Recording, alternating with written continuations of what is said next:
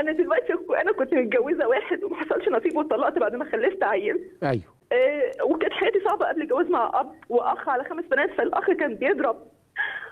والحمد لله احنا كنا متماسكين انا واخواتي، في منه اللي ما اتجوزش، وانا قلت لا اتجوز راجل يخلي باله مني. فشلت في الجوازه الاولانيه، بعد كده قابلت دكتور محترم، اتجوزت وبعد ما عرفت بيه باسبوع وسكنت في بيت اهلي، ودخل لي دخله كبيره وقال لي هربي لك ابنك. بعد الجواز مسك ابني رماه من الشقه اللي انا كنت عايشه فيها انا وابني في وسط اهلي، وحكم علينا كلنا ما نشوفوش. وبعد كده بصيت لقيته معامله وحشه وقعد يحسبني بيقول لي انت كنت متجوزه قبليه وكنت بتعملي ايه مع جوزك، وبيضربني وما رضاش اقول لاهلي لا يشمتوا فيا وارجع للعيشه الاولانيه تاني. بعد كده حكم عليا ما اشوفش ابني خالص ولا اسمع صوته. قلت من المعامله الطيبه وهي عارفه انا ست كويسه ومحترمه هيوافق ان انا اشوف ابني بعد كده، بقيت اقف جنبه. اهله ناس اغنياء مش راضيين يقفوا جنبه وما كانوش راضيين على الجوازه. فضلت اعمل عياده ونعمل مركز طبي، بقى يهني في المركز، كنت بمسح له الارض واقطع له التذاكر بنفسي. وبعد كده لقيته بيهني ويمشيني وبيعمل حاجات مش كويسه جوه العياده. سكنك فين يا هدى؟ دلوقتي حاليا خدني سكني في اكتوبر. في اكتوبر. وانت اصلا مطريه ولا عين شمس ولا الزيتون؟ بالمطريه طبعا. دلوقتي انا خدني في اكتوبر، كل شويه سكنني في حته معزوله عن المجتمع باولادي، مخلفه منهم 3 اولاد، 1.5 سنة و4 سنين و5 سنين. والواد الاولاني ابتديتي تشوفيه يا هدى؟ خالص لغايه دلوقتي لو لقاني سرحانه فيه بيلطشني بالقلم على وشي لو سرحت فيه كده بس يعني. ما تقوليلوش ان انا سرحانه فيه يا هدى.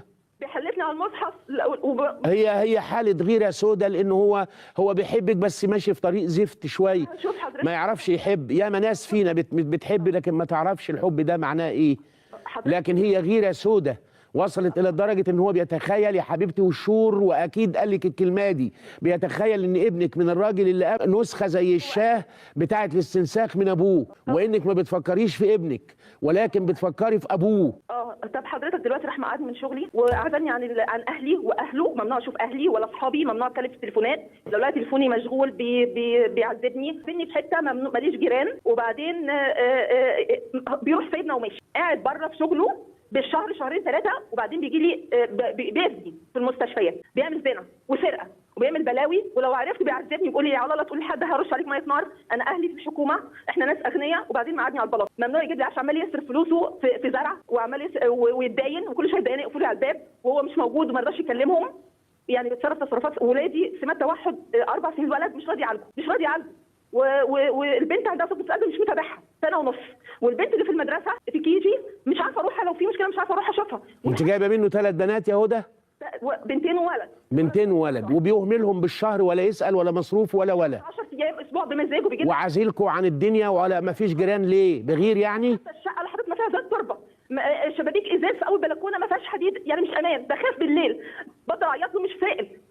هو اتجوز ولا حاجه؟ لا بس بيقول لي انا تبع الديانه اللي بتحلل الزنا. تبع الديانه؟ مفيش ديانه بتحلل الزنا. انا علماني. انا يقول لي علماني، وعلماني مش ديانه، هي علماني مع الاسف مش مفهومه. لان علماني نسبه الى العلم اساسا، احنا فهمناها على انها قله ادب. انا صيام ما بنصومش رمضان، مفيش صيام رمضان، عليا شهور كتير مش عارفين نصوم.